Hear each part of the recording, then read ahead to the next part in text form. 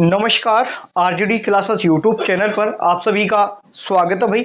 Last class में हमारा topic चला हुआ था ऊर्जा संसाधन, पावर रिसोर्सेस।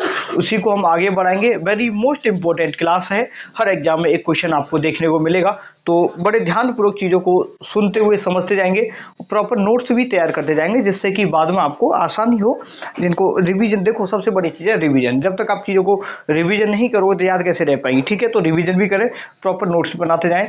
पूरी की पूरी क्लासेस हर टॉपिक को 1 बाय 1 करके मैं आपको करवा रहा हूँ। शुरू करते हैं आज की क्लास को।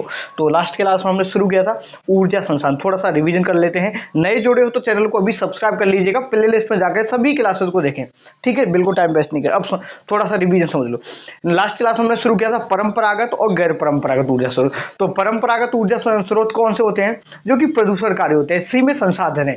क्या है? प्रदूषणकारी है, सीमित संसाधन। जैसे मैंने बताया कोयला है, पेट्रोलियम है, प्राकृतिक गैस है, ठीक है, आणविक ऊर्जा है, जितने भी है, तो जल है, ये सब आपके कैसे संसाधन है? आपके ये परंपरागत ऊर्जा संसाधन है। परंपरागत ऊर्जा संसाधन को अनवीनीकृत बोलते हैं, मतलब दोबारा से इनको बनाया नहीं जा सकता।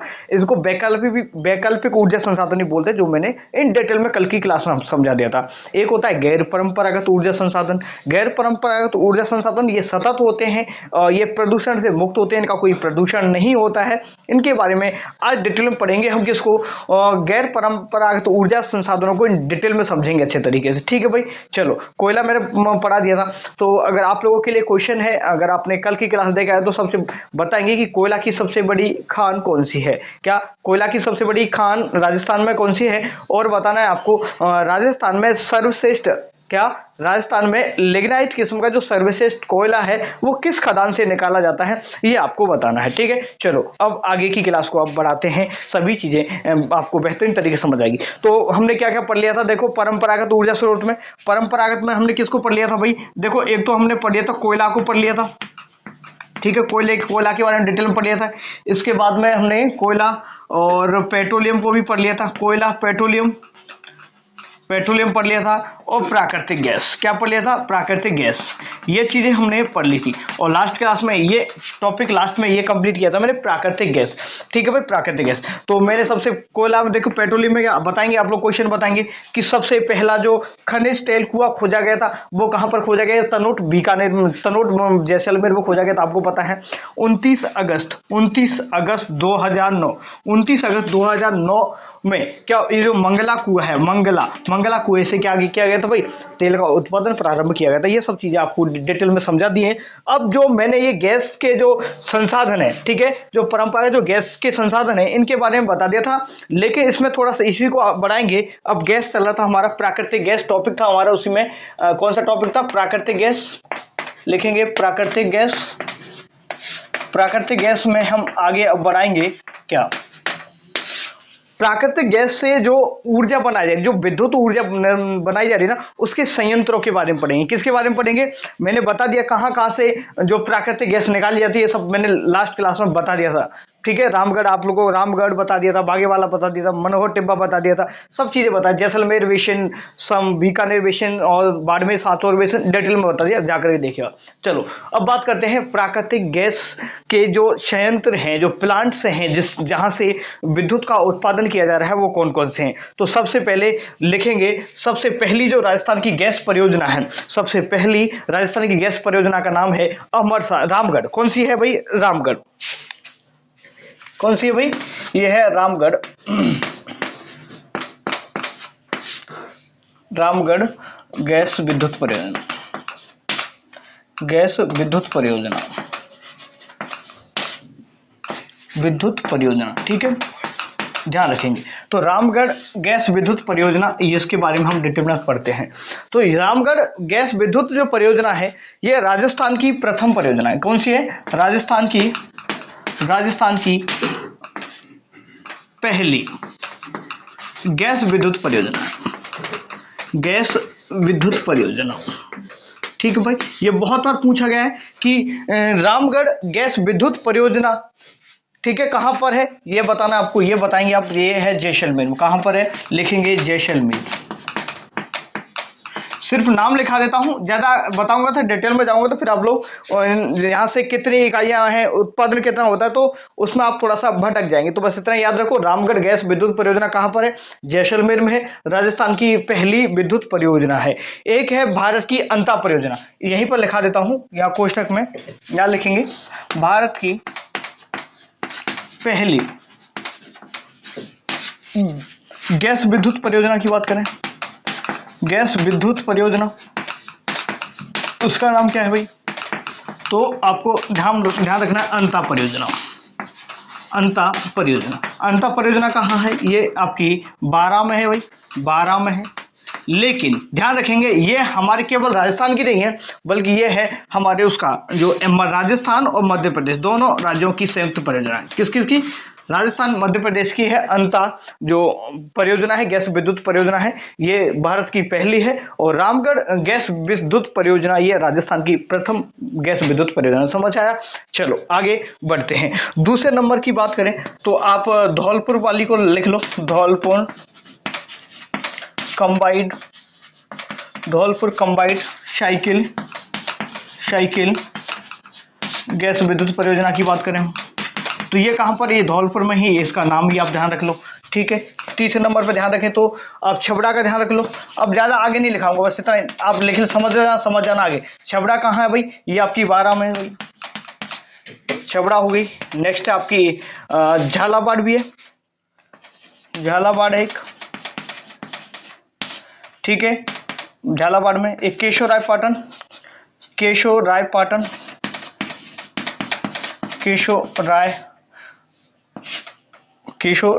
हो गई, ठीक है भाई।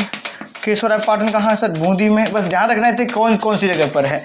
6 नंबर पर आप लिखना चाहें तो आपकी कौन सी? कोटा होगी, कोटा, ठीक है भाई। ये अच्छे तरीके से आप लिख लो, एक बार नोट कर लो कि प्राकृतिक गैस परियोजना की बात करें तो सबसे पहली प्राकृतिक गैस परियोजना है राजस्थान की रामगढ़, ठीक है, गैस विद्युत परियोजना जो कि जैसलमेर में स्थित है, राजस्थान की पहली गैस विद्युत परियोजना। भारत की बात करें तो अंता परियोजना। अगर ऑप्शन में आपको रामगढ़ नहीं मिलता तो अंता के साथ में आप लोग जा सकते हैं भाई, ठीक है भाई। समझ आया होगा अच्छे तरीके से आप लोगों को, ठीक है भाई।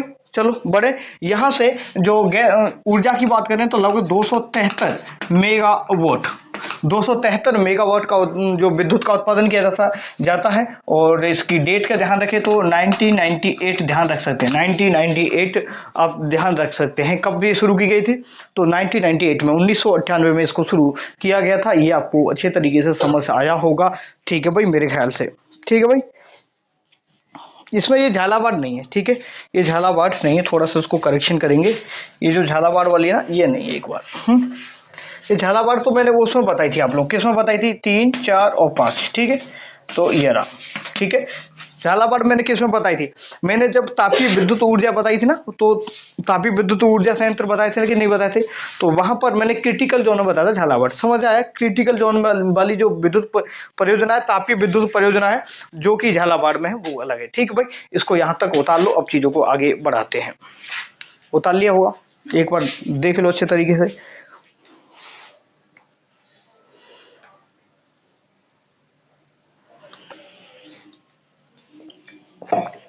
यहां तक समझ आया। नेक्स्ट बात करते हैं अब इसी में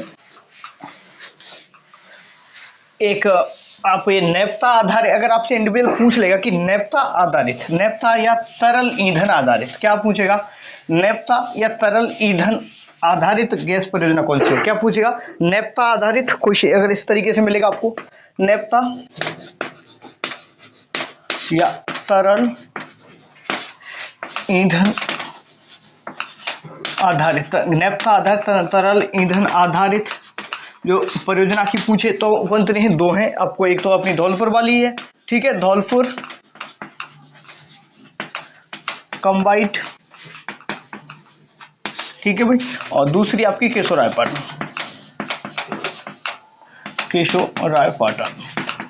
ये धौलपुर वाली धौलपुर में ही है, ठीक है भाई, ये धौलपुर में ही है। ये होगी बूंदी आपकी, ये भी समझ आया होगा। आगे बढ़ते हैं, इसको आगे बढ़ाते हैं। अब बात कर लेते हैं हम आणविक अभी गैर परंपरागत में चल रहा है ये सब कुछ, किस में चल रहा है, गैर परंपरागत वाला। और आज की क्लास थोड़ी बड़ी होगी, इसमें हम परंपरागत जो गैर परंपरागत ऊर्जा संसाधन स्रोत है ना उनको पढ़ेंगे, ये परंपरागत में चल रहा है, ठीक है भाई। चलो तो थोड़ी बड़ी क्लास होगी। अब बात कर लेते हैं हम आणविक ऊर्जा की, बात कर लेते हैं। कौन सी ऊर्जा, हेडिंग लगाएंगे आणविक ऊर्जा। आणविक ऊर्जा, आणविक ऊर्जा मतलब जैसे यूरेनियम है, थोरियम है, लिथियम, ये जो है ना जो आणविक एलिमेंट है, इनसे जो ऊर्जा उत्पन्न की जाती है उसे आणविक ऊर्जा कहेंगे। इसी के साथ हम बताएंगे यूरेनियम का उत्पादन राजस्थान में कहां से किया जाता है। क्या यूरेनियम के भंडार राजस्थान में कहां पर पाए गए, नए यूरेनियम के नए भंडार कहां पर पाए गए हैं, ये सब चीजें मैं पहले पढ़ा चुका हूं आपको। रोहिल क्षेत्र आपको सीकर वाला, और क्या बताता हूँ, शिकारवाड़ी को ध्यान आ रहा है आपको, उमरा क्षेत्र ध्यान आ रहा है, उमरा क्षेत्र कहां पर है, ये आपका उदयपुर में। वो सभी चीजें आप लोग एक बार रिकॉल कर लीजिएगा, पिछली क्लासेस को देख लेना। तो आणविक ऊर्जा की बात करें, किसकी बात करें हम, आणविक ऊर्जा की बात करें। जो आणविक ऊर्जा गैस से, एक मिनट एक पॉइंट और लिख लो, जो गैस से आधारित लगभग कितना 4.7% के समथिंग जो ऊर्जा उत्पन्न की जाती है, कितनी 4.7%। इस पॉइंट को भी आप उसमें लिखेंगे। अब बात करते हैं हम आणविक ऊर्जा। आणविक ऊर्जा की बात करें तो आणविक ऊर्जा मतलब परमाणु ऊर्जा, ठीक है, आणविक ऊर्जा बोले, ये परमाणु ऊर्जा कहें। तो राजस्थान में 2 संयंत्र हैं। क्या, राजस्थान में 2 संयंत्र हैं। तो सबसे पहले लिखेंगे, थोड़ा डिटेल में समझेंगे इसको। एक है रावत भाटा परमाणु ऊर्जा संयंत्र, परमाणु विद्युत ऊर्जा संयंत्र, ठीक है भाई, विद्युत ऊर्जा संयंत्र। तो ये रावत भाटा परमाणु विद्युत ऊर्जा संयंत्र कहाँ है, ये भैंसरोडगढ़, ये कहाँ है, चित्तौड़ में। कहाँ पर है सर, चित्तौड़ में। इन डिटेल में समझते जाएंगे। ये है भैंसरोडगढ़, चित्तौड़ में। ये बोर्ड थोड़ा सा हल रहा है तो थोड़ा सा आवाज कर देता है ना, कोई दिक्कत वाली बात नहीं है, ठीक है, ध्यान रखें।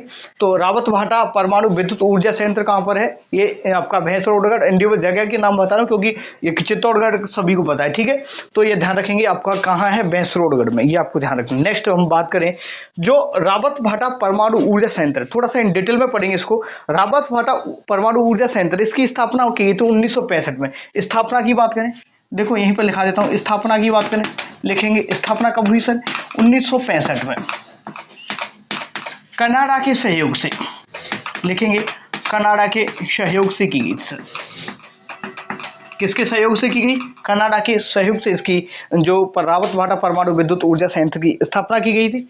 और यहाँ से विद्युत ऊर्जा कितनी उत्पादन होते हैं, इसकी इकाइयों की बात करें, इसकी सर इकाई कितनी है, इसकी इकाइयां हैं 8 इकाई। कितनी इकाई है, 8 इकाई है। जिसमें से जो 8th नंबर की जो इकाई है ना, 8th नंबर की इकाई महिलाओं द्वारा संचालित है, महिलाओं द्वारा संचालित, ये भी ध्यान रखेंगे, द्वारा संचालित है। किसके द्वारा संचालित है, महिलाओं द्वारा। 8वीं इकाई है। जो रावत भाटा की जो फर्स्ट इकाई की बात करें, तो फर्स्ट इकाई 1973 में शुरुआत की गई। 1973 में, कब, 1973 में।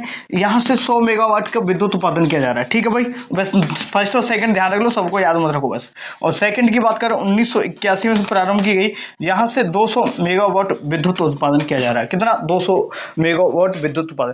अगर हम ओवरऑल रावत भाटा की बात करें, क्या ओवरऑल हम रावत भाटा की बात करें तो रावत भाटा से लगभग 1200, यहाँ पर लिखा देता हूं, तो कुल विद्युत उत्पादन, ऊपर लिखा देता हूं, कुल विद्युत उत्पादन कितना हो रहा है सर, आपको बताना है 1280 मेगावाट। कितना, 1280 मेगावाट। थोड़ा सा डिटेल में पढ़ रहे हैं क्योंकि कुछ भी क्वेश्चन बन सकता है। तैयारी उस लेवल की करो कि कोई गुंजाइश ही नहीं रहे यहां से क्वेश्चन बाहर आ जाए, ठीक है। अच्छे तरीके से सब कुछ करवा रहा हूं। नेक्स्ट ये है राजस्थान की पहली विद्युत परियोजना, ये पोर्ट लगे, राजस्थान की पहली परमाणु परियोजना, परमाणु विद्युत परियोजना है, परमाणु विद्युत परियोजना है, ठीक है भाई। राजस्थान की कैसी परमाणु विद्युत परियोजना कौन सी आपकी, रावत भाटा है, आपको बताना है। इसी के साथ में एक पॉइंट और लिखेंगे, यह है भारत की सबसे बड़ी विद्युत आणविक, भारत की सबसे बड़ी, ठीक है भाई, आणविक ऊर्जा संयंत्र भाई, का कर लेना, ठीक है। भारत का सबसे बड़ा ऊर्जा आणविक ऊर्जा संयंत्र भाई, तो आपको कौन सा बताना है भाई, कौन सा है भारत का सबसे बड़ा ऊर्जा आणविक ऊर्जा का जो संयंत्र है वो कौन सा है, रावत भाटा है। यहाँ पर 8 इकाइयां लगी, कितनी इकाइयां हैं, 8 इकाइयां हैं। ध्यान देंगे, दोबारा से एक बार और रिकॉल करा देता हूं कि रावत भाटा परमाणु विद्युत ऊर्जा संयंत्र, रावत भाटा परमाणु विद्युत ऊर्जा संयंत्र, इसकी स्थापना 1965 में कनाडा के सहयोग से की गई। किसके सहयोग से, कनाडा के सहयोग से। यहाँ से जो विद्युत का उत्पादन शुरू हुआ 1973 में हुआ, फर्स्ट फेज में 100 मेगावाट यहाँ से विद्युत उत्पादन शुरू हुआ। नेक्स्ट बात करें 1981 में, ये आपको लिखा दिया 200 मेगावाट विद्युत उत्पादन, कितना 200 मेगावाट विद्युत उत्पादन। इसकी 8 इकाइयां, कितनी इकाइयां हैं, 8 इकाइयां हैं, जिसमें से जो 8 नंबर की जो इकाई है वो महिलाओं के द्वारा संचालित है। किसके द्वारा, महिलाओं के द्वारा संचालित है। यह भारत की सबसे बड़ी आणविक विद्युत क्या है, विद्युत परियोजना बोलो या संयंत्र है। भारत का सबसे बड़ा आणविक विद्युत परियोजना की बात करें तो यह हमारे राजस्थान में ही है। कौन सा है, रावत भाटा परमाणु संयंत्र। समझ आया यहाँ तक, ये हमारे राजस्थान की पहली है, ये आपको ध्यान रखना है। ये भारत की, ठीक है भाई, ये हम राजस्थान की पहली है और ये भारत की दूसरी है भाई, ठीक है। भारत की कौन सी है सर, ये भारत की दूसरी परमाणु परियोजना भाई, परमाणु परियोजना बोल लो या संयंत्र बोलो, ठीक है भाई, एक ही बात है, कोई दिक्कत वाली बात नहीं है। परमाणु या परियोजना बोलो या संयंत्र, कोई दिक्कत वाली बात नहीं, सिर्फ समझाने की दृष्टि से है। समझ आया, तो एक बार ये रिकॉल हो गया होगा आपको, जो उम्मीद करूंगा। अब इसके साथ में देखो, ये भारत की दूसरी परमाणु विद्युत परियोजना है। क्या नंबर सीक्वेंस वाइज करें तो भारत की दूसरी विद्युत परियोजना है। सर पहली कौन सी है, दिमाग में आना चाहिए, सर पहली कौन सी है, तो पहली यहां पर लिखा देता हूं, पहली है तारापुर। कौन सी है सर, तारापुर। कौन सी है सर, तारापुर कहाँ है, ये आपकी महाराष्ट्र में, कहाँ पर है, महाराष्ट्र में, ठीक है भाई, ये आपकी महाराष्ट्र में, आपको ध्यान रखना है। और नेक्स्ट बात करें, सेकंड आपकी हमारी ये राजस्थान वाली होगी, सेकंड अपनी रावत भाटा होगी, रावत भाटा। तीसरी की बात करें, सीक्वेंस को ध्यान मत रखें, तीसरी की बात करें तो नरेरा होगी, नरेरा यूपी वाली होगी, ठीक है भाई। और इसके साथ में चौथी की काकरा पार, यही लिखा देता हूँ, काकरा पार। काकरा पार कहाँ है, ये सर गुजरात में, आप लोग कहाँ पर है, लिखा देता हूँ, लिख लीजिए, गुजरात में थोड़ा सा लिखा देता हूँ, गुजरात में होगी सर। नेक्स्ट बात करें 5वें नंबर पे, 5वें नंबर की बात करें तो आपकी कैगा होगी, कैगा। कैगा कहाँ है सर, कर्नाटका में है, कहाँ है सर, कैगा कर्नाटक में है। नेक्स्ट बात करें 5वें 6वें नंबर की बात करें तो कलपक्कम है, कलपक्कम। कलपक्कम कहाँ है, ये आंध्र प्रदेश में। कलपक्कम कहाँ है, आंध्र प्रदेश में, अगर आप ध्यान रख पाए तो रख लीजिएगा। और एक है आपकी कोडनकुलम। कोडनकुलम कहाँ, ये तमिलनाडु में। कोडनकुलम कहाँ है, तमिलनाडु में है। ये भी आपको ध्यान रखते हुए चलना है भाई। कोडनकुलम कहाँ है, तमिलनाडु में। और 8वें नंबर की बच चुकी है, 8वें नंबर की को मैं कहाँ लिखा देता हूँ, 8वें नंबर की को यहीं से लिखा देता हूँ कहीं, 8वें नंबर की ये रहा, मैं 8th नंबर यहाँ पर लिखा देता हूँ, ये है जैताशर। कौन सी, जैताशर, जैताशर, जैताशर, ये कहाँ है, महाराष्ट्र में। दोबारा समझेंगे एक बार दोबारा से समझेंगे, दोबारा से समझो थोड़ा सा। भारत की पहली परमाणु विद्युत ऊर्जा की जो संयंत्र बोलो, या भारत का पहला परमाणु ऊर्जा जो संयंत्र की बात करें तो वो कौन सा है, आपको तारापुर बताना है। कहाँ है, ये तारापुर, ठीक है। तारापुर कहाँ है, महाराष्ट्र में। दूसरी की बात करें रावत भाटा, तीसरी नरेरा, और काकरापार गुजरात में, और ये कैगा कर्नाटक, कलपक्कम आंध्र प्रदेश। इसमें ध्यान रखिए स्वदेशी है, जो कलपक्कम है ये भारतीय स्वदेशी है, ठीक है भाई, ध्यान रखेंगे, ये भारत के द्वारा संचालित है। और में जो विदेशी कंपनियां, इनका रोल है भाई, ठीक है, इनके द्वारा। और एक कोडनकुलम ये तमिलनाडु में होगी, और जैतासर कहाँ होगी, महाराष्ट्र में। तो 8 हैं, कितने भाई, कितने परमाणु संयंत्र हमारे भारत में, तो 8 हैं। समझ आया कि नहीं आया, ये यहाँ तक समझ आ गया। और अब हम बात कर रहे हैं हमारे राजस्थान की, तो यहाँ तक ये सब चीज़ समझ में आया होगा, छाप लो। अब राजस्थान में हमारी दूसरी और है, कौन सी, बांसवाड़ा न्यूक्लियर परमाणु, ठीक है भाई, बांसवाड़ा न्यूक्लियर जो परियोजना की बात करें उसके बारे में बात करेंगे। यहाँ तक इसको मिटा देते हैं, यहाँ तक समझ आ गया होगा, ठीक है। चलो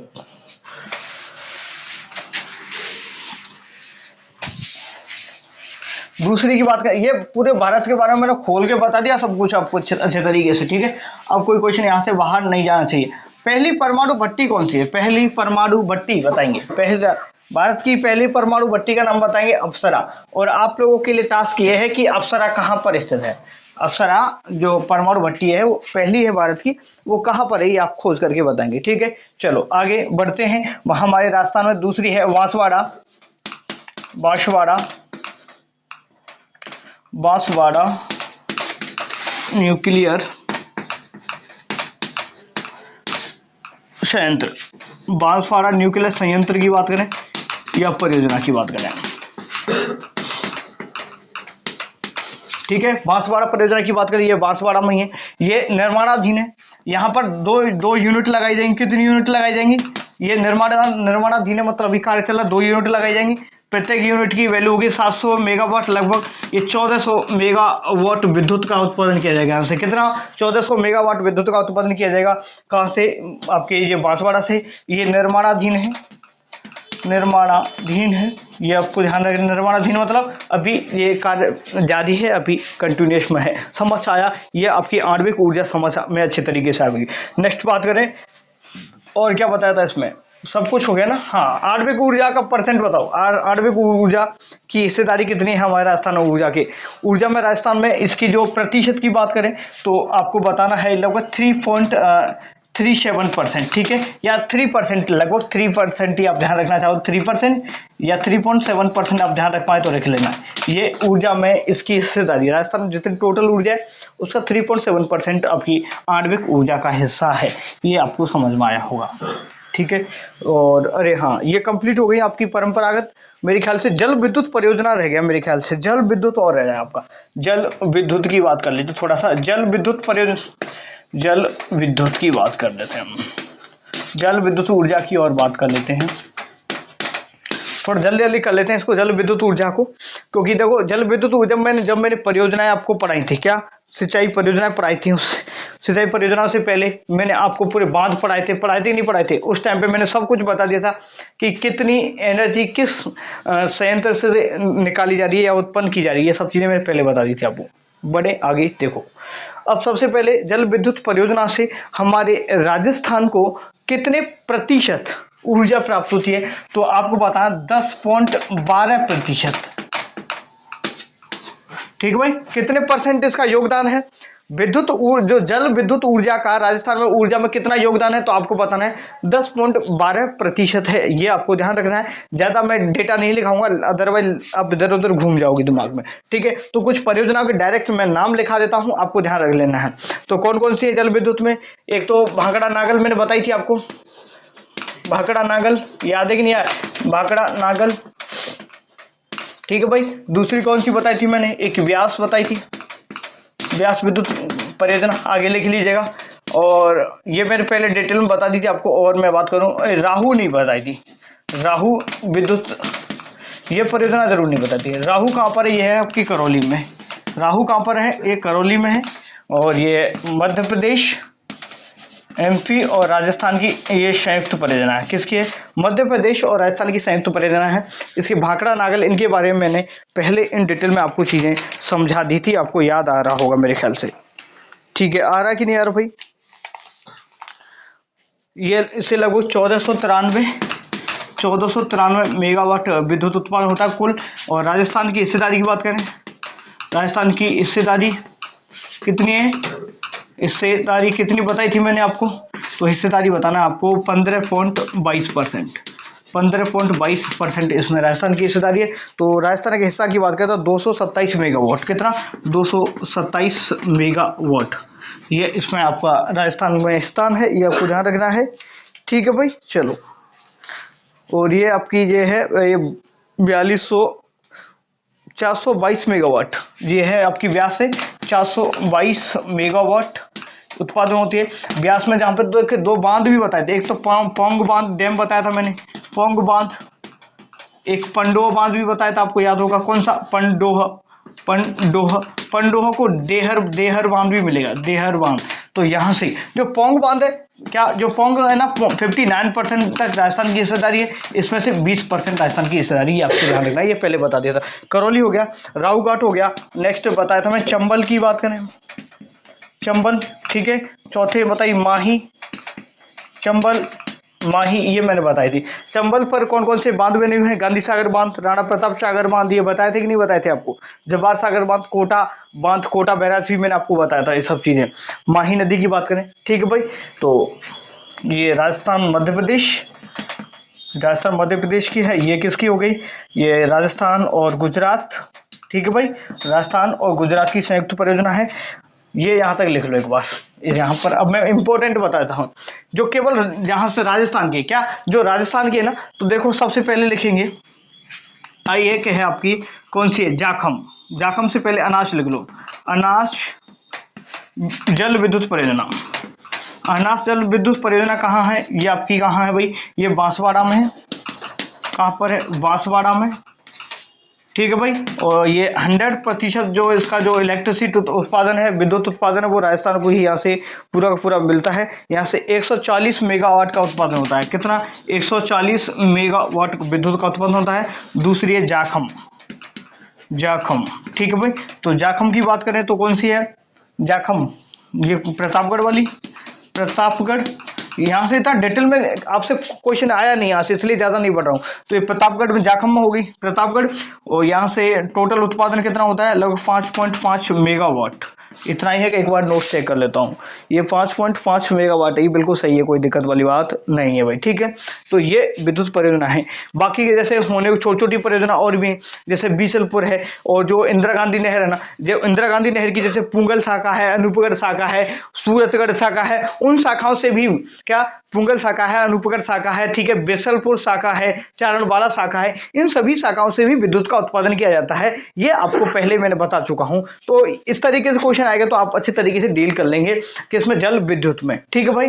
तो ये यहां तक आपको समझ में आया होगा अच्छी तरीके से पूरा का पूरा। अब थोड़ा सा क्रम लिखा देता हूं एक बार मैं आपको।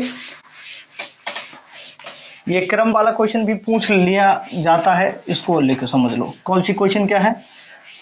क्वेश्चन नहीं लिखाऊंगा, थोड़ा समय लेकर डायरेक्ट बताता हूँ। तो ऊर्जा का क्रम क्या है भाई? तो गैर परंपरागत की बताता हूँ, ठीक है। तो पहले परंपरागत समझ लो,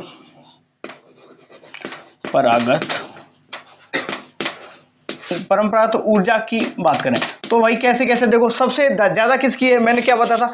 तापीय ऊर्जा सर, सबसे ज्यादा किसकी है? ऐसे तापीय ऊर्जा बताना, आपको क्या बताएंगे? तापीय ऊर्जा। तापीय ऊर्जा में ही हम सम्मिलित करते हैं एक तरीके से प्राकृतिक गैस। कौन सी? प्राकृतिक गैस। इसी को एक साथ ही सम्मिलित कर लेते हैं। अलग से आएगा तो इंडिविजुअल आपको बताना 3.37% बताना है, लेकिन ओवरऑल ये लगभग हो जाता है 60% के समथिंग, ठीक है। तापीय ऊर्जा, तापीय ऊर्जा के बाद में कौन सी ऊर्जा भाई? जल विद्युत ऊर्जा, जल विद्युत ऊर्जा हो गई, ठीक है, जल विद्युत ऊर्जा। इसके साथ में इसके बाद में आणविक ऊर्जा, आणविक ऊर्जा, ये क्रम रहेगा भाई, ठीक है। ये कौन से क्रम कौन सा है? परंपरागत ऊर्जा संसाधनों का क्रम है कि सर्वाधिक किससे? तो आपको बताना है तापीय ऊर्जा, उसके बाद विद्युत ऊर्जा और आणविक ऊर्जा, ये तीनों क्रम आपको ध्यान रखना है भाई, ठीक है। अगर आपको इसके बाद में ये प्राकृतिक गैस अगर जोड़ रखा है तो प्राकृतिक गैस सबसे लास्ट में पहुंच जाएगा, ये आपको ध्यान रखना है। लेकिन ओवरऑल बात करता हूं मैं, क्या ओवरऑल बात करता हूं मैं पूरा का पूरा, तो आपको सबसे पहले तापीय ऊर्जा बताना है। क्या? तापीय ऊर्जा। तापीय ऊर्जा के बाद में जाएंगे किसमें? पवन ऊर्जा। किसके साथ में जाएंगे? पवन ऊर्जा, तापीय ऊर्जा, पवन ऊर्जा। इसके साथ में अब आप जाएंगे विद्युत, जल विद्युत ऊर्जा, जल विद्युत ऊर्जा, ये आप लिख लीजिएगा, ठीक है, जल विद्युत ऊर्जा। इसके बाद में आणविक ऊर्जा और सौर ऊर्जा। क्या? सौर ऊर्जा, ये आपका ये क्रम रहेगा। ये आपको भारत में सर्वाधिक कौन सी ऊर्जा उत्पन्न होती है तो आपको बताना है। तो भारत में सर्वाधिक जल विद्युत, कौन सी विद्युत? जल विद्युत। ये थोड़ा सा ये था, आपको समझ में अच्छी तरीके से आया होगा, ये उतार लिया। अब थोड़ा सा जो आज का जो टॉपिक है उस पर बढ़ते हैं। आज का जो मेन टॉपिक है उसको शुरू करते हैं। अब आज का जो मेन टॉपिक है थोड़ा जल्दी करवा रहा हूँ, स्लो में देख लो आराम से, कोई दिक्कत बड़ी बात नहीं है। आज कंप्लीट हो जाएगा पूरा टॉपिक। कल नया टॉपिक शायद उद्योग शुरू कर देंगे हम। कौन सा नया टॉपिक? उद्योग शुरू करेंगे, ठीक है। यहां तक समझ आया? चौक भी खत्म, ठीक है। देखो अब बात करते हैं हम गैर परंपरागत ऊर्जा स्रोत। कौन से? दूसरे नंबर पर बात करेंगे गैर परंपरागत।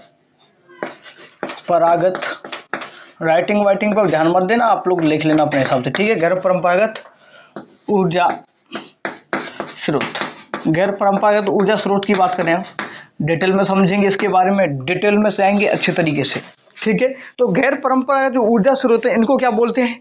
नवीनीकृत न एक मिनट नवीनीकृत, एक मिनट कैसे हो रहा है आज, एक मिनट, इनको देखो उपनाम बता रहा हूं, नवीनीकृत ऊर्जा स्रोत बोलेंगे, ठीक है। नवीनीकृत ऊर्जा, या इसको बोले तो वैकल्पिक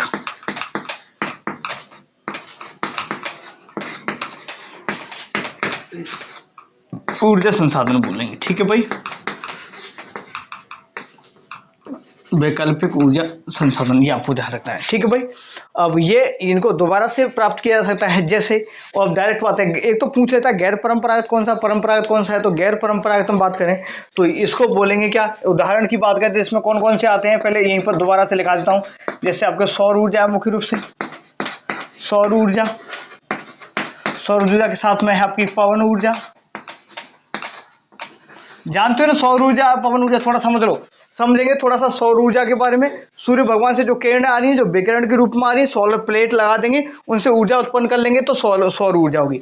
पवन ऊर्जा की बात करें, बड़ी बड़ी चक्कियां टरबाइन लगा देते हैं, पश्चिमी राजस्थान में जाएंगे तो बहुत सारे टरबाइन आपको देखने को मिल जाएंगे, बड़ी बड़ी पंखे टाइप में, तो वो चला गया, उससे पवन ऊर्जा, पवन चक्की से बनेगी पवन ऊर्जा, ठीक है। इसके साथ में और है हमारा, और ज्वारीय ऊर्जा, ज्वारीय ऊर्जा, ये हमारे राजस्थान में जो ज्वार भाटा बनते हैं ना भाई, सागर में जो पानी ऊपर की तरफ जाता है, लगभग 12 मिनट 26 मिनट के बाद में ये दोहरान चलता रहता है, हर 12 घंटे बाद में ये ज्वार भाटा आते हैं, ठीक है। तो उससे भी ऊर्जा उत्पन्न किया तो ज्वारीय ऊर्जा हो गया।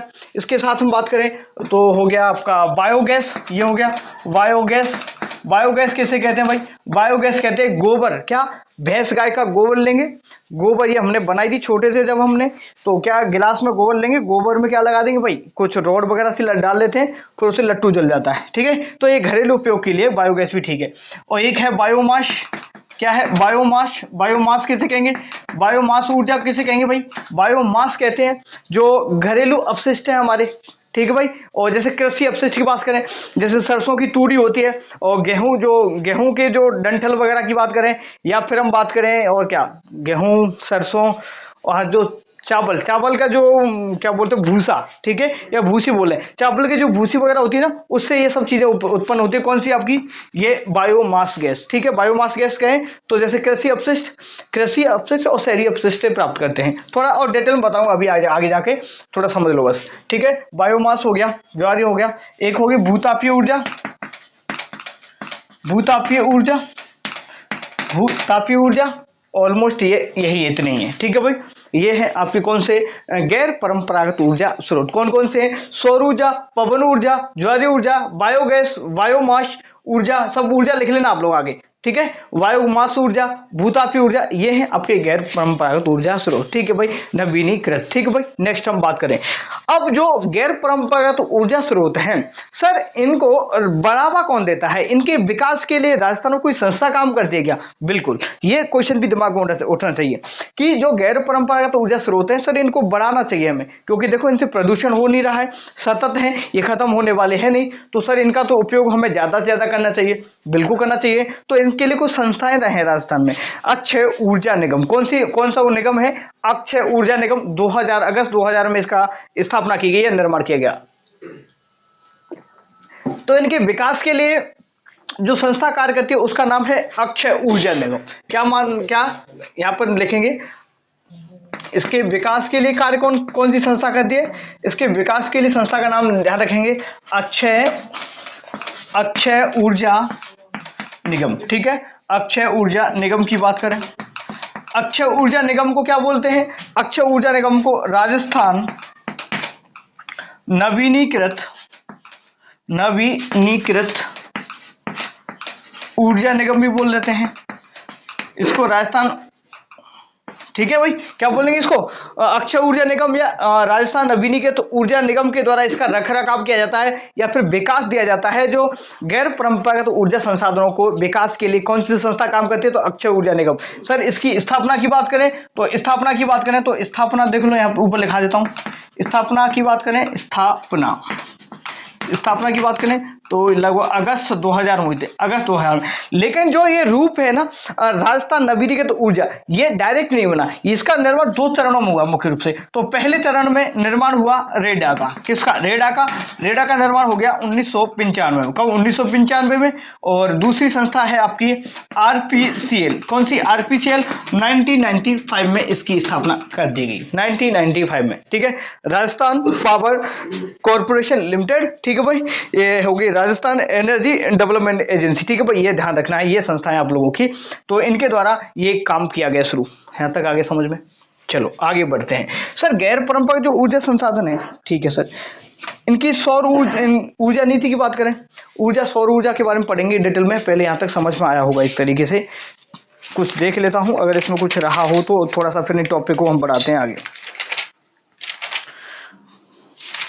टॉपिक को हम आगे बढ़ा देते हैं, ठीक है। चलो ये तो बेसिक हो गया पूरा का पूरा।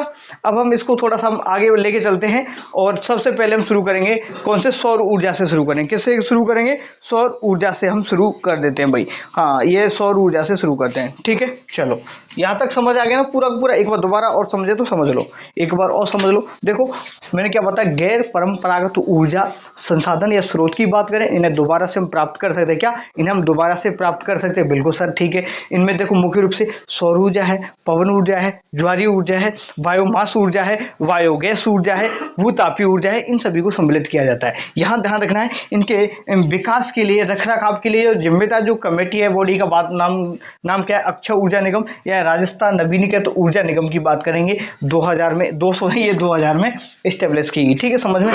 तो रेडा बता दिया, स्थापना कब हुई, रेडा की 1985, ये थोड़ा सा कभी का देखो 1985 में, और आरपीसीएल 1995 में, उसके बाद 2000 में ये बना देगी। समझ आया यहाँ तक। अब हम बात करते हैं 1 बाय 1 करके गैर परंपरागत ऊर्जा स्रोतों पर।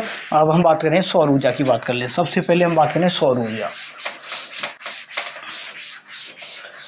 बेहतरीन तरीके से समझाऊंगा, अच्छे तरीके से। पहले नहीं पढ़ा होगा, गारंटी दे रहा हूँ, इतना कंटेंट नहीं पढ़ा होगा पहले। किसी यूट्यूब पर क्लास उठा लेना, कहीं उठा लेना, इतना ज़्यादा कंटेंट आपको कहीं नहीं मिलेगा। बस चैनल को सब्सक्राइब वगैरह कर लिया करो आप लोग, चैनल को सब्सक्राइब आप करते नहीं हो। तो सौर ऊर्जा की बात कर लेते हैं एक बार। किसकी बात करते हैं, सबसे पहले हम सौर ऊर्जा के बारे में बात कर लेते हैं। तो लिखेंगे सौर ऊर्जा,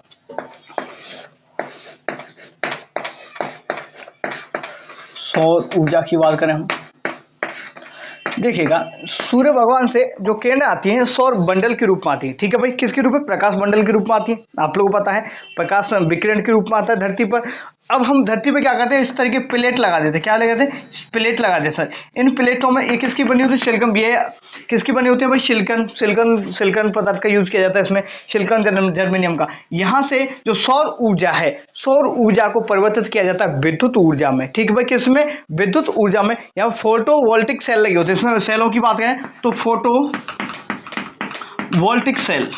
तो आपसे पूछेगा कि सौर ऊर्जा को विद्युत ऊर्जा में कौन परिवर्तित करता है, तो आपको बताना फोटोवोल्टिक सेल। कौन से सेल, फोटोवोल्टिक सेल सौर ऊर्जा को विद्युत ऊर्जा में परिवर्तित करने का काम करता है। ये समझ में आया। अब सर देखो हमारे रास्ते थोड़ा समझ लो, देखो जैसलमेर की बात करें, हम किसकी बात करें, हम जैसलमेर की बात करें, थोड़ा समझा देता हूँ फिर लिखा दूंगा। जैसलमेर ये जैसे ये एक एरिया है, कौन ये एरिया, छोटा सा एरिया, ये कितना, 1 सेंटीमीटर, 1 सेंटीमीटर स्क्वायर ये एरिया है जैसलमेर का। अब यहाँ पर बताया गया कि 2.41 किलो जूल, यहाँ से किलो जूल जो ऊर्जा का उत्पादन किया जा सकता है सर प्रति मिनट, किलो जूल ऊर्जा का उत्पादन प्रति मिनट किया जा सकता है सर।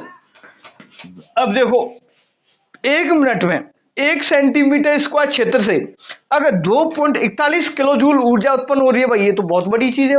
फिर तो हमारी जो विद्युत पर जो निर्भरता है भाई, हम अपने आप निर्भर हो जाएंगे कि नहीं हो जाएंगे भाई, क्योंकि अगर इतनी उत्पन्न होने लग जाएगी तो ये इतनी हो रही है। लेकिन सबसे बड़ी चीज है इसका उत्पादन किया कैसे जाए, ये इतनी मात्रा है, ये जैसलमेर में सर्वाधिक मात्रा है, यहाँ से कि क्या निकाली जा सकती है भाई, ये ऊर्जा का उत्पादन किया जा सकता है।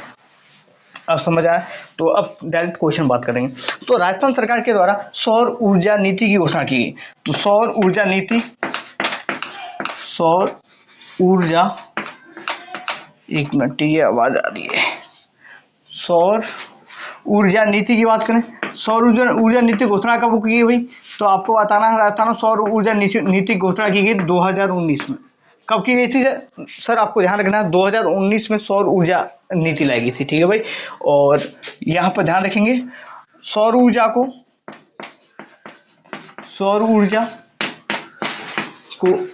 विद्युत ऊर्जा में विद्युत ऊर्जा में परिवर्तित कौन करता है भाई, आपको बताना है। तो फोटोवोल्टिक सेल, ध्यान रखना एक मिनट ये बोर्ड हल रहा है, वोल्टिक सेल,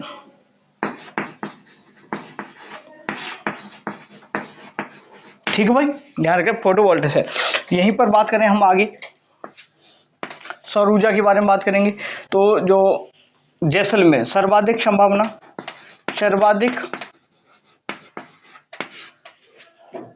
उत्पादन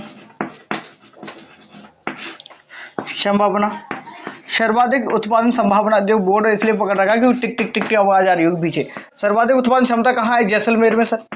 कहाँ पर है? जैसलमेर में है, आपको ध्यान रखना है। जैसलमेर को पंखों की नगरी भी कहते हैं। क्या कहते हैं सर? पंखों की नगरी कहते हैं।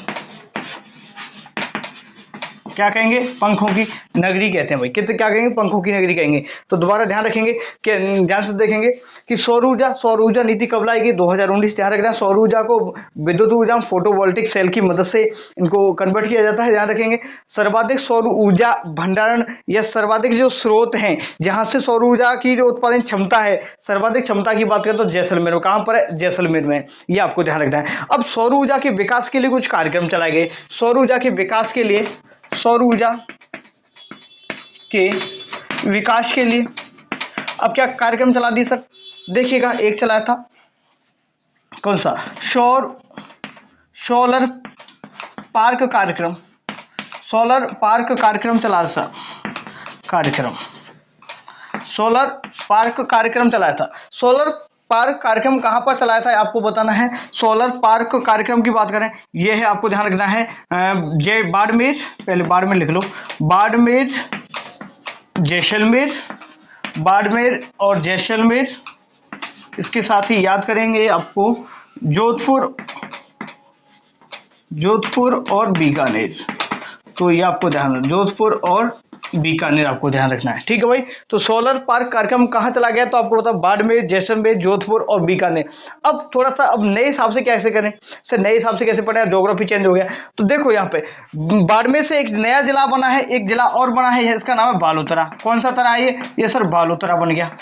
तो ऑप्शन में कहीं ये भी घुसा मिल जाए तो आपको इसको बता देना। और ये इधर जोधपुर से एक जिला और बन गया, फलोदी। कौन सा जिला बन गया? फलोदी। तो अकॉर्डिंग टू ऑप्शन आप डील कर सकते हैं, नए जिलों में ज्यादा कोई परिवर्तन नहीं आएगा अभी, ठीक है भाई। चलो नेक्स्ट हम बात करेंगे राजस्थान में, ठीक है, विश्व का सबसे बड़ा सोलर पार्क स्थापित किया गया। क्या? विश्व का सबसे बड़ा सोलर पार्क, विश्व का सबसे बड़ा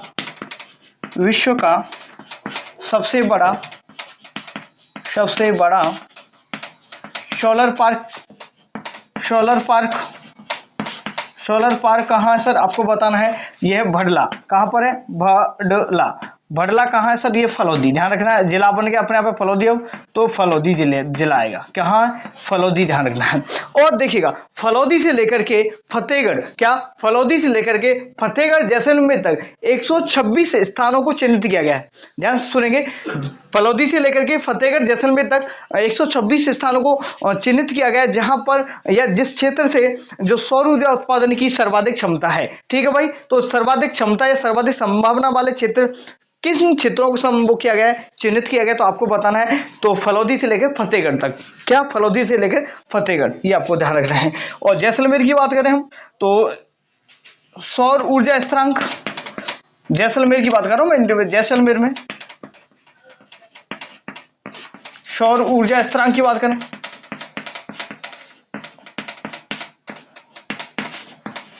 सौर ऊर्जा स्थिरांक की बात करें तो कितना भाई?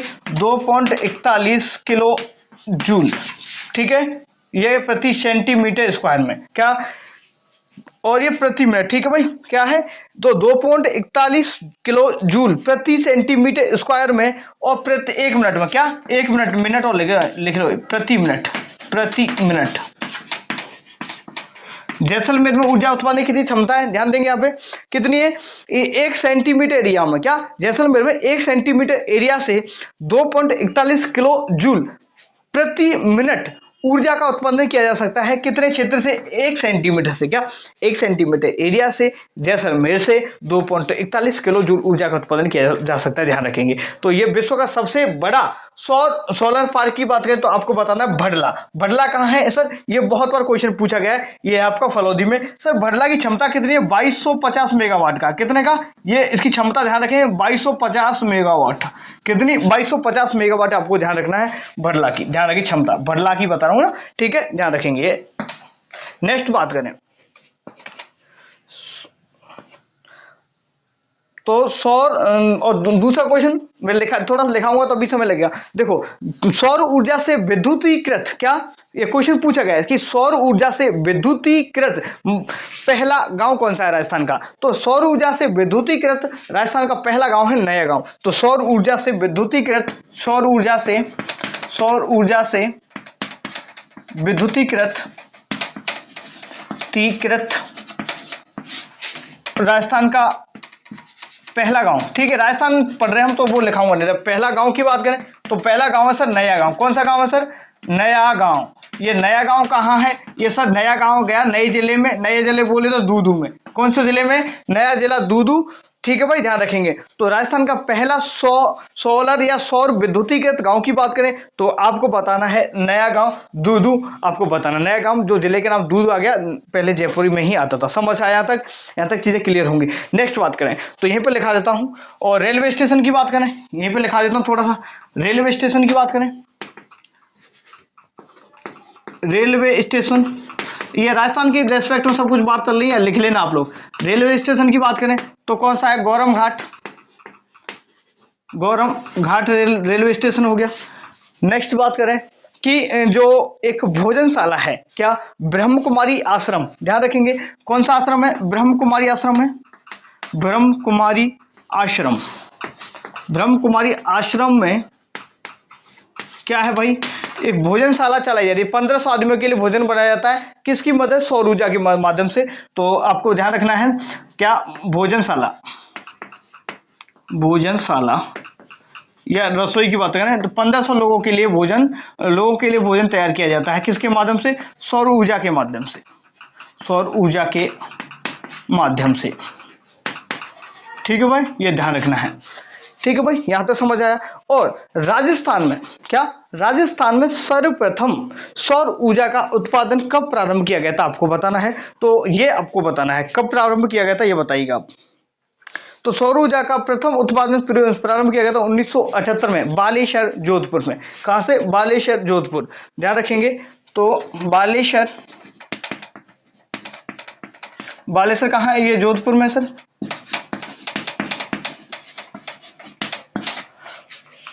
सर्वप्रथम सौर ऊर्जा उत्पादन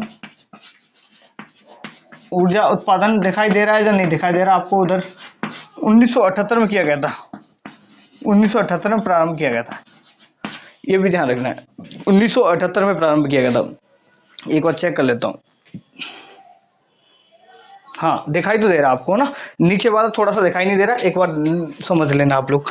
तो बालेश्वर जोधपुर में सर्वप्रथम सौर ऊर्जा उत्पादन 1978 में शुरू किया गया था। मथानिया, क्या मथानिया की बात करें, मथानिया जोधपुर में, यहाँ पर सोलर पार्क हब भी विकसित किया जा रहा है।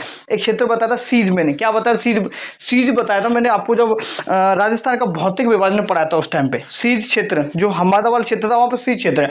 तो सीज, सोलर सीज की फुल फॉर्म भी पूछ लिया कभी कभी कि सीज क्या है, क्या SEEZ, SEEZ, solar energy enterprises zone. क्या? Solar energy enterprises zone. ये कहाँ विकसित किया जा रहा है? ये जैसलमेर में। कहाँ पर है सर? ये जैसलमेर में, आपको ध्यान रखना है, सोलर एंटरप्राइजेज एनर्जी जोन, ठीक है भाई।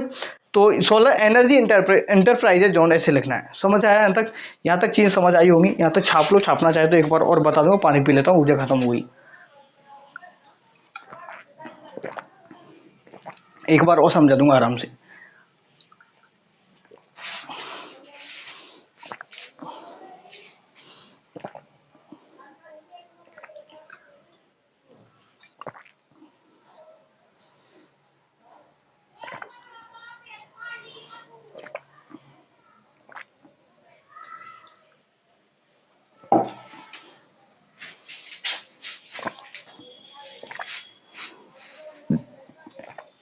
देखो एक बार दोबारा और समझ लो, मैं बार बार इसलिए समझाता हूँ क्योंकि चीज़ें आपके दिमाग में जितना मैं बताऊंगा, जितना आप सुनोगे उतनी चीज़ें ही आपके दिमाग में जल्दी सेट होंगी। सौर ऊर्जा पढ़ रहे थे हम, मैंने बताया सौर ऊर्जा नीति की बात करें 2019 में घोषणा की गई थी, आपको बताना है। सौर ऊर्जा को विद्युत ऊर्जा में जो कन्वर्ट किया जाता है, जो सेल है आपको बताना है फोटोवोल्टिक सेल, क्या बताना है फोटोवोल्टिक सेल बताना है सर। सौर ऊर्जा के देखिए, सौर ऊर्जा के जो स्थानों की मैंने बताई थी, सर्वाधिक जो सौर ऊर्जा का स्थान है, जो क्षमता है वो जैसलमेर में, ये मैंने बता दिया आप लोगों को। जैसलमेर को पंखों की नगरी बोलते हैं, क्या बोलते हैं, पंखों की नगरी बोलते हैं। सौर ऊर्जा जो मैंने बताया, क्या बताता है, संसाधन है आप लोग कहाँ पर, हाँ ये सोलर पार्क, सौर ऊर्जा के विकास के लिए सोलर पार्क विकसित किए गए, बनाए गए।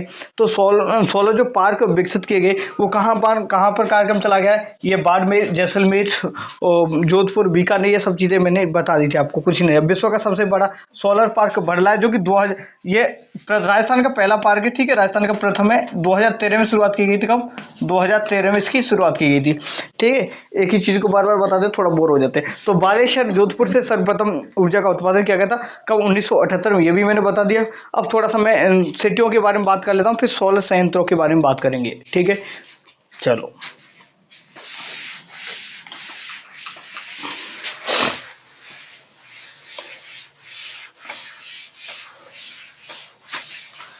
इतना डिटेल में कोई नहीं बताएगा, बस सिर्फ थोड़ा सा बता के रखे आगे बढ़ जाएगा। कुछ चीज़ बता रहा हूँ, एक घंटे से ज़्यादा क्लास होगी आज, बस पूरा क्लास देखना ध्यानपूर्वक। कल हम नया टॉपिक शुरू कर देंगे, क्या कर देंगे हम, कल नया टॉपिक शुरू हम कर देंगे भाई, ठीक है। देखो ये भी बेटा देखा, वही सौर ऊर्जा चला हुआ था हमारा।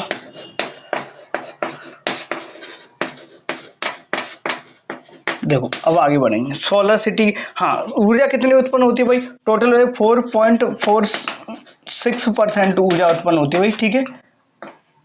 विद्युत ऊर्जा उत्पन्न होती है भाई, विद्युत ऊर्जा का उत्पन्न होती है भाई, कितना, लगभग बात करें तो 1656 मेगावाट के समथिंग, 1656 मेगावाट आपको ध्यान रखना है, कितना, 1656 मेगावाट का ध्यान रखना है। अब बात करते हैं आगे, सोलर सिटी, सोलर सिटी की बात करें तो राजस्थान में 6 शहरों को सोलर सिटी के रूप में विकसित किया जाएगा, कितने को, 6 को। देख ध्यान से सुने, कौन कौन से सोलर सिटी के रूप में विकसित किया जाएगा, तो कौन कौन से, एक है आपकी, देखो 4 तो वही हैं, एक बाड़मेर, जैसे बाड़मेर हो गया, बाड़मेर, बाड़मेर के बाद में है आपका जैसलमेर, जैसलमेर, जैसलमेर के बाद में आपका हो गया जोधपुर, जोधपुर, बीकानेर, जयपुर प्लस अजमेर। इन सभी को क्या किया जाएगा भाई, विकसित किया जाएगा, ठीक है भाई, सोलर सिटी के रूप में, सिटी के रूप में। थोड़ा धीरे इसलिए लिख रहा हूँ क्योंकि आवाज आ रही है, इसकी खटखट की आवाज आ रही है मेरे साथ। विकसित रूप में के विकसित किया जाएगा, 16 के रूप विकसित किया जाएगा भाई, ठीक है, विकसित किया जाएगा, यहाँ पे लिख लो। विकसित हुई नहीं है, किया जाएगा। कहीं आप लोग ये कहेंगे सर जयपुर में तो अभी लाइट से सब कुछ चल रहा है, सौर ऊर्जा से क्यों नहीं चल रहा, तो ये अभी विकसित की जाएंगी, ये आपको ध्यान रखना है। और कुछ स्थान जो कि मैं बता दूं, गौरम घाट, बडला बताई दिया, मथानिया बताई दिया मैंने आप लोगों को। अब सौर ऊर्जा संयंत्रों की बात कर लेते हैं, सौर ऊर्जा संयंत्र, सौर ऊर्जा संयंत्रों पर हम थोड़ा सा बात बढ़ा लेते हैं, फिर पवन ऊर्जा, फिर उसके बाद थोड़ा सा छोटा सा ये आपका टॉपिक रहेगा भाई, ठीक है। बढ़े आगे,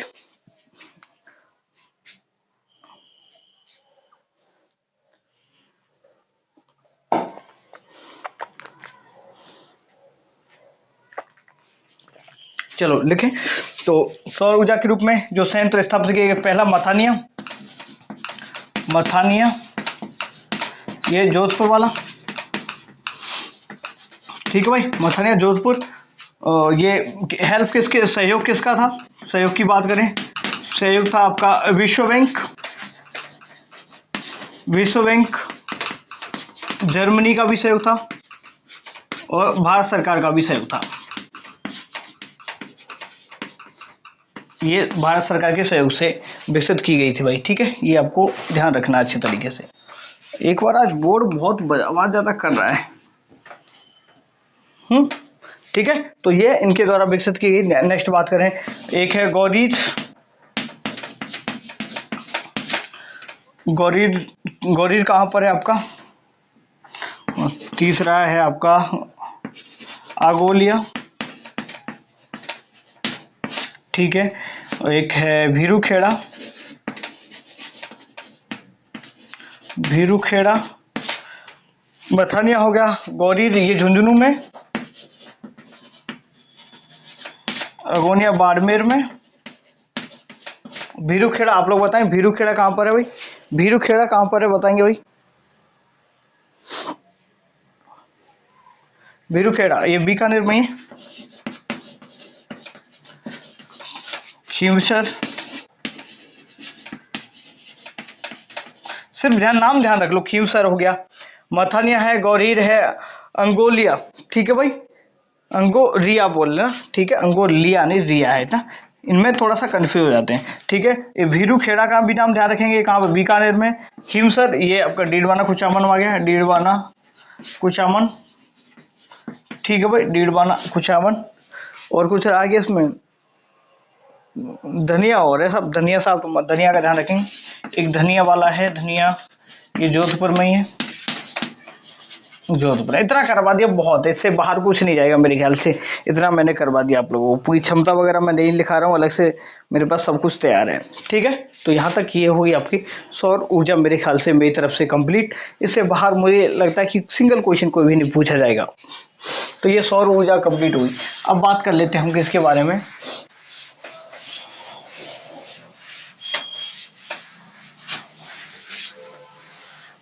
पवन ऊर्जा के बारे में बात कर लेते हैं। किसके बारे में बात करने? पवन ऊर्जा के बारे में लिखिएगा, पवन ऊर्जा। दूसरे नंबर पे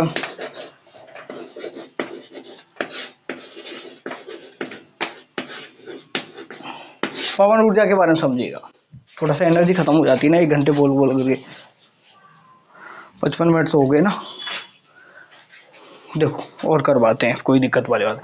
पवन ऊर्जा की बात करें तो पवन ऊर्जा उत्पादन में सब भारत में सर्वाधिक उत्पादन कहाँ होता है? भारत में सर्वाधिक उत्पादन कहाँ होता है सर? सर्वाधिक उत्पादन कहाँ होता है पवन ऊर्जा से? भारत में सर्वाधिक उत्पादन कहाँ होता है सर? तो आपको बताना, जो पवन ऊर्जा से सर्वाधिक विद्युत उत्पादन, क्या सर्वाधिक विद्युत उत्पादन है ना, ठीक है भाई। सर्वाधिक विद्युत उत्पादन कहाँ किया जाता है सौर ऊर्जा से? तो आपको सबसे पहले बताना तमिलनाडु में, तमिलनाडु में बताना आपको। और सेकंड नंबर पे बताना है आपको गुजरात, ये क्वेश्चन बहुत बार पूछा गया है, गुजरात। थर्ड नंबर पे हमारा है राजस्थान, ध्यान रखेंगे कौन सा स्थान? ये राजस्थान। पंखों की नहीं, जैसलमेर में कुछ पता दिया क्या आपको? जैसलमेर में उसको मुझे ऐसा लगा शायद, मेरे ख्याल से मैंने आपको पंखों की नगरी वहां जैसलमेर बता दिया। हाँ वो कोई दिक्कत वाली बात नहीं, ठीक है। देखो पवन ऊर्जा की बात करें, राजस्थान में जो पवन ऊर्जा है ना, पवन ऊर्जा के जो सर्वाधिक भंडार हैं, क्या पवन ऊर्जा के सर्वाधिक भंडार कहाँ पर है? तो आपको बताना है, वो अभी मैं बता, शायद कभी कभार कंफ्यूज हो जाते हैं चीज़ों को थोड़ा सा लेकर के, अगर कोई भी करेक्शन बाई मिस्टेक अगर होता है तो वो चीज़ मैं आपको क्लियर करवा दूंगा। तो पवन ऊर्जा के बारे में बात कर लेते हैं। तो पवन ऊर्जा के जो भंडार की बात करें, भंडार की बात करें, ठीक है, तो राजस्थान में जैसलमेर सर्वाधिक कहाँ है? जैसलमेर कहाँ पर है सर? जैसलमेर में। तो और कहाँ पर है? जैसलमेर में सर्वाधिक पवन ऊर्जा के भंडार है। किसमें? जैसलमेर में सर्वाधिक पवन ऊर्जा के भंडार हैं, ये आपको ध्यान रखना है, ठीक है। फलौदी से ये मैंने अभी बता दिया था आपको। देखो दूसरा लिखना चाहे तो लिस्ट में लिख लो, फलौदी से लेकर के, फलौदी से फतेहगढ़ के बीच, ठीक है भाई, 126 स्थानों को चिन्हित किया गया भाई।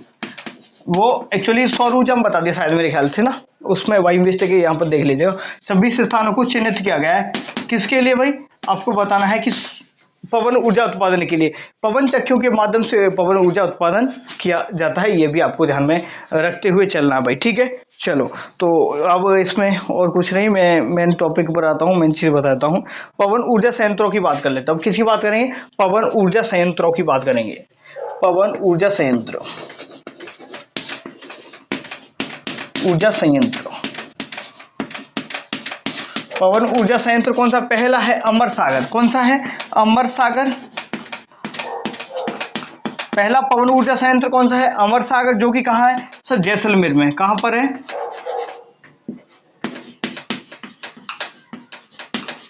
पवन ऊर्जा संयंत्र कहाँ है? ये जैसलमेर में है। दूसरा है आपका देवगढ़। देवगढ़ कहाँ है सर? प्रतापगढ़ में सर। तीसरा है धमोतर। कौन सा? धमोतर कहाँ? ये प्रतापगढ़ में सर, ठीक है भाई। और जो धमोतर है ना, यहाँ पर सबसे बड़ी, ठीक है भाई, सबसे बड़ा संयंत्र भाई, सबसे बड़ा संयंत्र भाई, सबसे बड़ा पवन ऊर्जा संयंत्र भाई, सबसे बड़ा पवन ऊर्जा संयंत्र कहाँ पर है आपको बताना है भाई? धमोतर में बताना है। एक है बड़ा बाग कहाँ? ये जैसलमेर में। कहाँ पर है? जैसलमेर में। कभी कभार देखो चीज़ों में कन्फ्यूज हो जाते हैं, कभी मैं भी हो जाता हूँ, आप भी हो जाते हैं, तो थोड़ा सा उसमें मुझे भी ढंग से नहीं पता उसमें क्या कन्फ्यूज हो गया। कुछ ज़्यादा कन्फ्यूज तो नहीं हुआ, बस शायद मैंने पवन ऊर्जा के में ये फैक्ट मैंने थोड़ा सा बता दिया था। फतेहगढ़ जो फलौदी से फतेहगढ़ वाला ना, इस पॉइंट को थोड़ा सा उससे यहाँ पर सेट कर लेना, ठीक है। ह्यूमन एरर है, इधर उधर हो जाता है थोड़ा बहुत, बाकी का और कोई भी चीज़ गलत नहीं है, कोई भी चीज़ गलत नहीं है। बाकी का मैंने जो कुछ भी लिखा है वो बिल्कुल ठीक लिखा है, सटीक ही लिखवाया है, कोई दिक्कत वाली उसमें बात नहीं है भाई, ठीक है। एक है हंसुआ है आपका, हंसुआ है, हंस पर्वत है, हंसुआ भी है। हंसुआ कहाँ है सर? ये जैसलमेर में सर। कितने हो गए? 5। छठवें की बात करें तो आपका यहाँ लिख लो, हर्ष पर्वत की बात करें, ठीक है। हर्ष हो गया सीकर में। नेक्स्ट बात करें आपका, कोई रह गया क्या इसमें? ये सोड़ा बंधन और लिख लो, सोड़ा बंधन, ये इंपॉर्टेंट है। सोड़ा बंधन कहाँ है आपका? सोड़ा बंधन है आपका जैसलमेर में। कहाँ पर सोड़ा बंधन? जैसलमेर में। ये निजी क्षेत्र का, किसका है? ये निजी क्षेत्र का है, ये आपको ध्यान रखना। किसका है? राजस्थान का पहला जो निजी क्षेत्र का है बताएंगे, सोलर जो ऊर्जा संयंत्र है वो कौन सा है? सोड़ा बंधन है, जो कि कहाँ है? जैसलमेर में। ये आपको ध्यान रखना है, और इसमें कुछ भी नहीं है। कंपनियों की बात है, सुलजॉन एनर्जी कंपनी, जो सौर ऊर्जा के सुलजॉन एनर्जी कंपनी, कौन सी? सुलजॉन एनर्जी कंपनी, जो कि यहाँ से उत्पादन कर रही है, ये आपको ध्यान रखना है, ठीक है भाई। तो ये था आपका कौन सी? पवन ऊर्जा के बारे में। एक बार दोबारा से समझेंगे, पवन ऊर्जा के बारे में डिटेल में समझो, थोड़ा सा समझो। देखो थोड़ा ही घंटा हो गया, थोड़ा कंफ्यूज हो जाते हैं।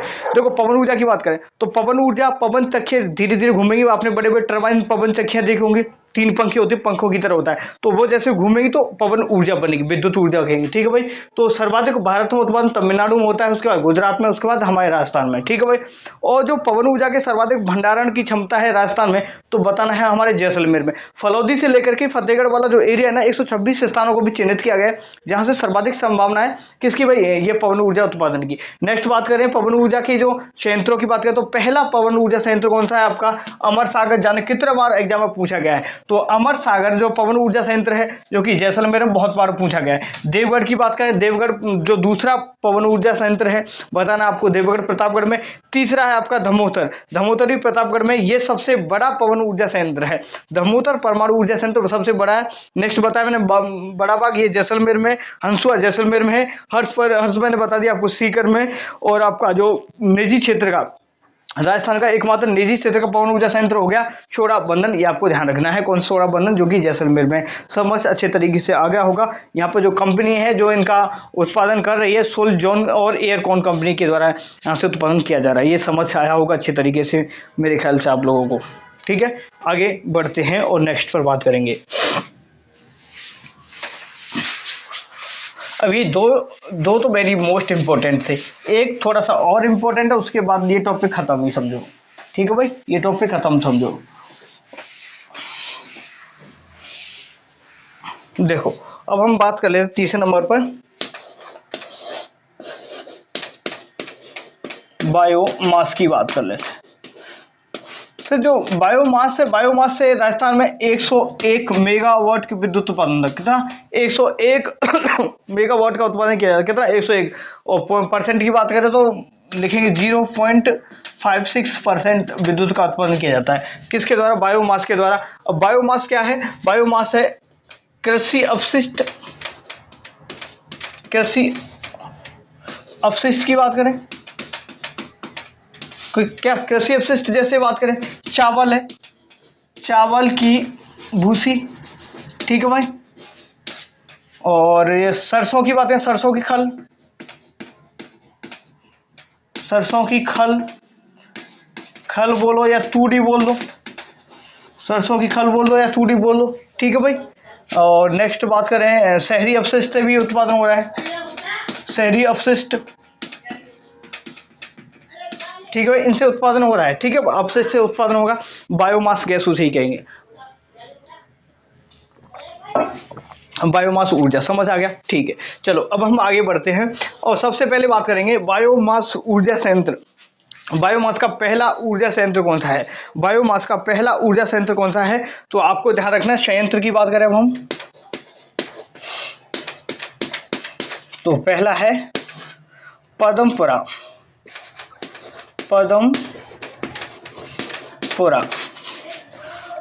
बायोमास ऊर्जा संयंत्र, बायोमास